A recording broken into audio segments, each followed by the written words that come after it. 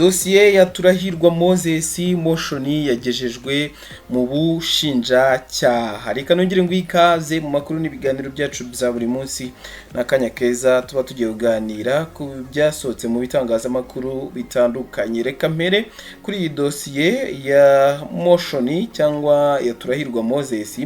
Ni inkuru igira iti urwego rw'igihugu rw'ubugenzacyaha RIB rwohereje dosiye iregwamo Turahirwa Moses wa Motion mu bushinjacyaha ngo isesengure hanyuma urebe niba bwayiregera urukiko. Amakuru y'uko dosiye ya Turahirwa yoherejwe mu bushinjacyaha igihe yahamirijwe n'umuvugizi wa RIB Dr Murangira Bitieri kuri 22 Mata 2025 nibwo RIB yataye muri yombi rero Turahirwa Moses akurikiranyweho gukoresha ibiyobyabwenge. Uyu musore yongeye gufungwa nyuma y'uko muri Mata 2023 nabwo yari yatawe muri yombi akurikiranyweho ibyaha birimo guhimba cyangwa guhindura urwandiko rw'inzira no gukoresha ibiyobyabwenge byo mu bwoko bw'urumogi. Kuva muri Mata 2023 Turahirwa yatangiye gukurikiranwa mu butabera kugeza muri Kamena tubabarire 2023 ubwo yarekurwaga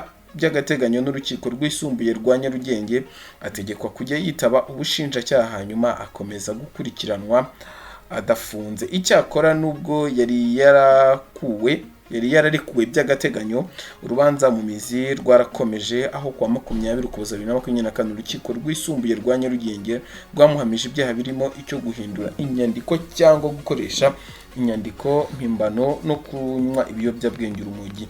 Nyuma yo kumuhamya ibi byaha Turahirwa yakatiwe gufungwa imyaka 3 agatanga n'iyazabu ya miliyoni 2,20,000 nk'igarama ry'urubanza. Nyuma yo kutanyurwa n'imikirize y'urubanza yahise ajurira iki cyemezo muri Mutarama 2025. Ategerejwe ko urukiko rukuru ruzafata umwanzuro kuri ubu bujurire. Mu magambo make uyu musore mbabarira ari genge tujya tumwibeshyaho kandi yarigeze kuvuga yuko ari umugore. Mu magambo make uyu muntu cyangwa uyu Moses agiye kuzaburana imanza ebyiri zijya gusa, uretse ko urwa mbere rwo rwihariye. Urwa mbere harimo no guhindura urwandiko rw'inzira, urwa kabiri hakabamo n'ibiyobyabwenge, urwa kabiri harimo ibiyobyabwenge, ikoreshwa ry'ibiyobyabwenge. Izi manza ashobora kuzaziburana arebye kuko urumva yarajuriye ariko yari yarakatiwe imyaka 3. Turahirwa Moses muri iyi minsi yongeye kuvugwa cyane ari nabyo benshi bakeka yuko bishobora kuba byarabaye imbarutso yo gutabwa muri yombi cyangwa yo kongera gukurikiranwa, aho yatangaje amagambo akomeye ku mukuru w'igihugu cy'u Rwanda Perezida Paul Kagame ndetse n'inkotanyi, aho yavuze yuko yanga inkotanyi ndetse anagaragaza amagambo yibashijweho n'abantu batari bake, avuga yuko umunsi yamenyaga yuko perezida araza kuza kwambara imyenda yahanze cyangwa imyenda yadoze cyangwa yadesigninze ngo yarayarira, ngo byaramurumva nabyo byaramubabaje cyane. Abantu benshi bakavuga bati byanze bikunze bashobora kuba kuko yari yarigeze gukekwaho cyangwa gukurikiranwa gukoresha ibiyobyabwenge. Ibi bikaba biri mu bintu byatumye RIB ivuga itari ku uyu muntu ari normal, ariko uyu muntu nta gikoresha ibiyobyabwenge ahari, bigatuma akurikiranwa akajya gupimishwa muri Forensic Institute bakareba, baza kuza kumusangamo ibyo biyobyabwenge cyangwa urwo rumogi.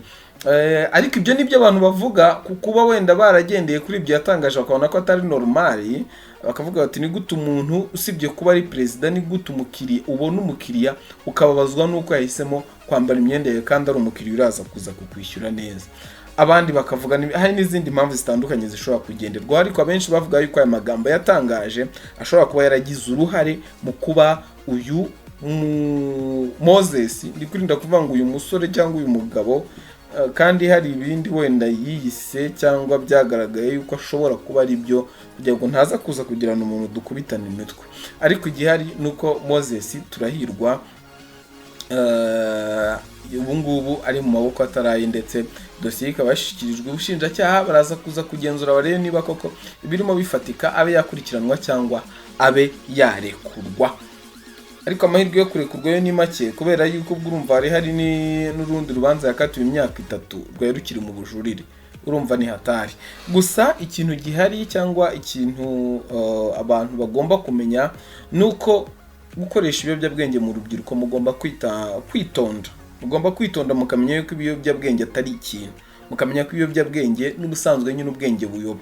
Nk'uyu Moses ibyo yatangajwe byahakanywe na se, isavuga yuko ibyo yatangaje harimo bimwe by'ukuri ariko ibindi atari ukuri. Urugero nko kuvuga yuko ise yafunzwe, koko ise yarafunzwe, hari n'umuntu yahishe, ariko kuvuga yuko yahice muri jenoside yakorewe abatutsi mu mwaka wa 1994, ariko ibyo kuvuga ko se yakubitwaga cyangwa yakubiswe ubwo Moses na nyina bajyaga kumusura, yavuze ko atari byo. Avuga yuko Moses atigeze ajya no kumusura n'umunsi n'umwe, ahubwo ko abagiye kumusura ari mama wa Moses ndetse n'abashiki be, ahubwo ko ibyo avuga ashobora kuba yarabibwiwe kandi ibyo bintu atari nabyo nyine, yaba nubwo yaba yarabibwiwe uburyo yabibwiwemo bwose atari byo ko ari we nyir'ubwite. Ahubwo avuga yuko bagendanaga ishema ry'uko umwana wabo yambitse perezida cyangwa yambitse famille ya perezida wa Repubulika y'u Rwanda Paul Kagame, first family, noneho bakaza kuza gutungurwa n'amagambo yatangaje kuri biriya bintu, ko bagendanaga ishema ry'uko umuhungu wabo ari umwe mu bantu batoranyijwe kugira ngo bambike umukuru w'igihugu, bambike umuryango w'umukuru w'igihugu, ariko bagatungurwa n'ibyo yaje kuza gutangaza nyuma.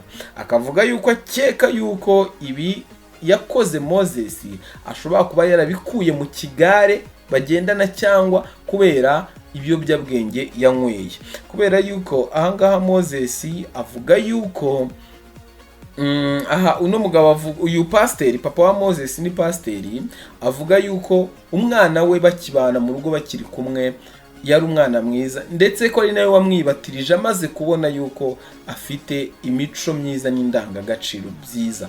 Ibi rero avuga yuko yabyize nyuma yuko arangije amashuri akajya kwiga hanze, niho yatangiye kumwumvaho ibyo bintu by'uko ashobora kuba akundana n'abandi bantu bahuje igitsina n'ibindi bintu nk'ibyo, birimo no gukoresha ibiyobyabwenge.